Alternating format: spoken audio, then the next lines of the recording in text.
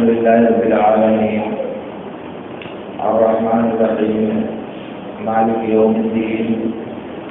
وأشهد أن لا إله إلا الله وحده لا شريك له وأشهد أن محمدا عبده ورسوله أما بعد معزز حاضرین، آج کے اس موقع پہ میں چاہ رہا ہوں کہ آپ کو ایک دو حدیث سنا دوں۔ صحیح مسلم کی ایک روایت میں ہے، ام المؤمنین عائشہ رضی اللہ تعالیٰ عنہ کہتی ہیں کہ اللہ کے نبی صلی اللہ علیہ وسلم عشاء کی نماز سے فارغ ہو کر اور فجر کی نماز کے درمیان عشاء کی نماز سے فارغ ہو کر اور فجر کی نماز کے درمیان 11 رکعت نماز پڑھتے تھے۔ ہر 2 رکعت پر سلام پھیرتے اور 1 رکعت وتر کی نماز پڑھتے۔ یہ پوری روایت صحیح مسلم میں ہے۔ اور ایک دوسری روایت ہے بخاری اور مسلم دونوں میں، ابو سلمہ بن عبد الرحمن بن عوف رحمۃ اللہ علیہ نے ام المؤمنین عائشہ رضی اللہ تعالیٰ عنہ سے پوچھا کہ اللہ کے نبی صلی اللہ علیہ وسلم کی نماز رمضان میں کیسے ہوتی تھی؟ تو انہوں نے کہا ما کان یزید فی رمضان ولا فی غیرہ علی 11 رکعۃ، نبی صلی اللہ علیہ وسلم رمضان میں اور غیر رمضان میں کبھی بھی 11 سے زیادہ نہیں پڑھتے تھے۔ یصلی 4 فلا تسأل عن حسنہن وطولہن، نبی صلی اللہ علیہ وسلم 4 رکعت نماز پڑھتے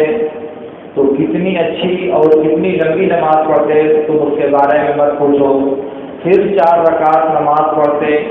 تو کتنی اچھی نماز پڑھتے اور کتنی لمبی نماز پڑھتے تم اس کے بارے میں مت پوچھو۔ یہ دونوں حدیثیں نبی صلی اللہ علیہ وسلم کا معمول بیان کرتی ہیں کہ نبی صلی اللہ علیہ وسلم سال کے 12 مہینے اور خاص کر رمضان کے مہینے میں عشاء کے نماز کے بعد اور فجر کے درمیان جو نماز پڑھتے تھے وہ 11 رکعت ہوتی تھی۔ سنن ابی داؤد، سنن ترمذی، ابن ماجہ اور نسائی وغیرہ کی روایت میں ہے، اسے ابو ذر غفاری اور نعمان بن بشیر رضی اللہ تعالیٰ عنہما نے روایت کیا ہے کہ اللہ کے نبی صلی اللہ علیہ وسلم نے ہم کو 23ویں رات میں جماعت کے ساتھ نماز پڑھائی 1/3 رات تک، پھر اس کے بعد 24ویں رات کو آپ نے نماز نہیں پڑھائی، پھر آپ نے 25ویں رات کو نماز پڑھائی آدھی رات تک، پھر اس کے بعد آپ نے 26ویں رات کو نماز نہیں پڑھائی، پھر آپ نے 27ویں رات کو نماز پڑھائی۔ تو ہم کو ڈر لگا کہ کہیں سحری نہ چھوٹ جائے، یعنی پوری رات نماز پڑھائی نبی صلی اللہ علیہ وسلم نے۔ ابو ذر غفاری کہتے ہیں کہ دوسری رات میں نے اللہ کے نبی صلی اللہ علیہ وسلم سے کہا لو نفلتنا بقیۃ لیلتنا ہذہ، اگر رات کا یہ جو باقی حصہ ہے اس میں بھی آپ نماز پڑھا دیتے تو اچھا ہوتا، کیونکہ لیلۃ القدر بھی ہے اور موقع بھی ہے، صحابہ جمع بھی ہیں اور رات بھی ابھی باقی، ابھی آدھی رات گزری ہے، تو آپ مزید پڑھا دیجئے۔ تو اللہ کے نبی صلی اللہ علیہ وسلم نے نہیں پڑھایا اور کہا من قام مع الامام حتی ينصرف کتب له قیام لیلہ، جس نے امام کے ساتھ قیام اللیل کیا، جس نے امام کے ساتھ رات کی نماز پڑھی یہاں تک کہ امام فارغ ہو جائے تو اس کو پوری رات نماز پڑھنے کا ثواب ملے گا۔ یہاں آپ دیکھ رہے ہیں کہ اللہ کے نبی صلی اللہ علیہ وسلم ہیں، صحابہ کرام ہیں، شب قدر والی رات ہے اور رات کا آدھا حصہ باقی ہے۔ شوق بھی ہے، طلب بھی ہے، تقاضا بھی ہے، لوگ چاہ بھی رہے ہیں کہ مزید نماز پڑھی جائے اور نبی صلی اللہ علیہ وسلم سے مطالبہ بھی کر رہے ہیں، مگر نبی صلی اللہ علیہ وسلم نہ پڑھ رہے ہیں، نہ پڑھا رہے ہیں اور نہ پڑھانے کی اجازت دے رہے ہیں، بلکہ کہہ رہے ہیں کہ جب تم نے امام کے ساتھ پڑھ لیا تو اب مزید تم کو پڑھنے کی ضرورت نہیں ہے۔ اور اگر اس سے زیادہ نماز اللہ کے دین میں مطلوب ہوتی تو نبی صلی اللہ علیہ وسلم صحابہ سے کہتے ہیں تم لوگ جاؤ پڑھ لو جتنا پڑھنا ہے، اکیلے جا کر کے نفلی نماز تم لوگ پڑھو، مگر آپ نے ایسا بھی نہیں کہا کہ تم لوگ اکیلے جا کر کے پڑھ لو، بلکہ روک لگا دی اور کہا کہ جس نے امام کے ساتھ پڑھ لیا اس نے پوری رات نماز پڑھ لیا، اس نے پوری رات قیام اللیل کر لیا۔ اس کا مطلب سیدھا سا یہ ہے کہ نبی صلی اللہ علیہ وسلم کا جو معمول تھا کہ عشاء اور فجر کے درمیان 11 رکعت نماز پڑھتے تھے، اس سے زیادہ پڑھنا ہمارے دین میں مطلوب نہیں ہے،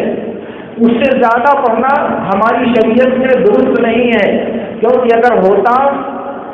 تو اور تو دوسرے مواقع چھوڑیے، اس موقع پر خصوصیت کے ساتھ جب آپ سے مطالبہ کیا گیا تو نبی صلی اللہ علیہ وسلم اجازت کو دیتے، اگر نہیں پڑھاتے کسی وجہ سے تو کم سے کم اتنا تو کہتے کہ تم لوگ جا کر کے پڑھ لو، مگر نبی صلی اللہ علیہ وسلم نے ایسا نہیں کیا۔ اس سے یہ بات واضح ہوتی ہے کہ عشاء اور فجر کے درمیان جو نماز نبی صلی اللہ علیہ وسلم سے ثابت ہے وہ آپ شروع میں پڑھو، بیچ میں پڑھو، آخر میں پڑھو، کبھی بھی پڑھو،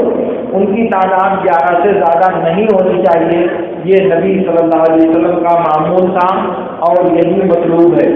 اسی لیے ام المؤمنین نے کہا کہ آپ اس سے زیادہ نہیں پڑھتے تھے، یعنی کبھی اس سے زیادہ نہیں پڑھا، زندگی میں کبھی بھی نہیں پڑھا، نہ سفر میں نہ حاضر میں، ہاں اس سے کم کبھی کبھی نبی صلی اللہ علیہ وسلم پڑھتے تھے، کبھی 9 پڑھتے تھے نبی صلی اللہ علیہ وسلم اور کبھی 7 تک آتے تھے آخری عمر میں۔ تو اس کا مطلب یہ ہوا کہ کم تو کیا نبی صلی اللہ علیہ وسلم نے، مگر اس سے زیادہ کبھی نہیں کیا۔ ہر سال جب رمضان آتا ہے اور رمضان میں قدر کی راتیں آتی ہیں تو یہ سوال بہت شدت کے ساتھ اٹھایا جاتا ہے کہ ہم کو رات جاگنی ہے تو نفلی نماز کو جتنا پڑھنا چاہیں ہم پڑھ سکتے ہیں، اور چونکہ یہ مسئلہ سعودیہ سے رپورٹ ہو کر کے اردو میں ترجمہ ہو کر کے ہمارے ہندوستان میں آتا ہے، اور چونکہ امام احمد اور حنابلہ کا مذہب یہ ہے کہ رات کی نماز محدد نہیں ہے، جو جتنا پڑھنا چاہے 2 رکعت کر کے وہ پڑھ سکتا ہے، وہی ترجمہ ہو کر کے ہندوستان میں بھی آتا ہے، اس لیے ہماری اہل حدیث مسجدوں میں بھی یہ بات بارہا پیدا ہوتی ہے اور بار بار یہ سوال آتا ہے کہ آخر نفلی نماز رات کو پڑھنے میں کیا حرج ہے؟ 8 رکعت پڑھ لیا، تراویح ہو گئی اور پھر بعد میں کوئی پڑھنا چاہتا ہے تو حرج کیا ہے پڑھنے میں؟ بات تو بہت سادہ ہے، لیکن سوال یہ ہے کہ کیا نبی صلی اللہ علیہ وسلم کا اسوہ ہمارے لیے کافی نہیں ہے؟ کیا نبی صلی اللہ علیہ وسلم کی جو تعداد رکعات ہے وہ ہمارے لیے کافی نہیں ہے؟ کیا ہم نبی صلی اللہ علیہ وسلم سے زیادہ اللہ سے ڈرنے والے یا نبی صلی اللہ علیہ وسلم سے زیادہ اللہ کی عبادت کرنے والے ہیں؟ ایک بار اس بات کو بھی سوچنا چاہیے کہ آخر وجہ کیا ہے کہ نبی صلی اللہ علیہ وسلم نے زیادہ نہیں پڑھی؟ الیاذ باللہ، کیا ہم نبی سے بڑے عابد اور نبی سے زیادہ اللہ کی عبادت کرنے والے بن سکتے ہیں؟ ظاہر ہے کہ نہیں، تو جب نبی نے نہیں کیا تو ہم کو ظاہر ہے کہ کرنے کی ضرورت نہیں ہونی چاہیے، اس لیے اس پہلو پر ہمیں غور کرنا چاہیے۔ ہاں، اس کے بعد رات جاگنا ہے تو آپ قرآن کی تلاوت کر لیجیے، 10 پارہ 15 پارہ پڑھ لیجیے، آپ اللہ سے توبہ کیجیے۔ نبی صلی اللہ علیہ وسلم روزانہ 100 مرتبہ یا اس سے زیادہ توبہ اور استغفار کرتے تھے، تو آپ بیٹھ کر توبہ اور استغفار کیجیے۔ آپ اللہ رب العالمین سے دعا کیجیے، دنیا اور آخرت کی جو بھلائی آپ چاہتے ہو مانگیے۔ صحیح مسلم کی روایت میں ہے، اللہ کے نبی صلی اللہ علیہ وسلم نے کہا کہ رات کے آخری پہر ایک گھڑی ایسی آتی ہے کہ اس میں اگر کوئی بندہ اللہ تعالیٰ سے دنیا اور آخرت کی کوئی بھلائی مانگتا ہے تو اللہ تعالیٰ اسے ضرور دیتا ہے، اور یہ سال بھر ہر رات ہوتا ہے۔ ہر رات آخری پہر ایک گھڑی آتی ہے کہ اس میں اللہ تعالیٰ سے بندہ دنیا اور آخرت کی کوئی بھلائی مانگے تو اللہ تعالیٰ اسے دیتا ہے. تو آپ دعا کیجیے اللہ تعالیٰ سے, مانگیے دنیا اور آخرت کی بھلائی, اللہ سے روئیے, توبہ کیجیے, گڑائیے, فریاد کیجیے اس کے سامنے. اللہ کے نبی نے سکھایا ہے پڑھیے 1000 2000 3000 مرتبہ اس کو, کون روکتا ہے آپ کو؟ لیکن جب نبی کی سنت کا جذبہ دل میں پیدا کریں گے, نبی کی اطاعت کا جذبہ آپ پیدا کریں گے تو یہ چیزیں آپ کو اچھی لگیں گی. اور اگر رسم و رواج کے پیچھے پڑیں گے, دنیا والے کرتے ہیں, دنیا والے کہتے ہیں, یہاں والے بتاتے ہیں, وہاں والے بتاتے ہیں, تو کوئی فائدہ نہیں ہے وہاں والوں سے.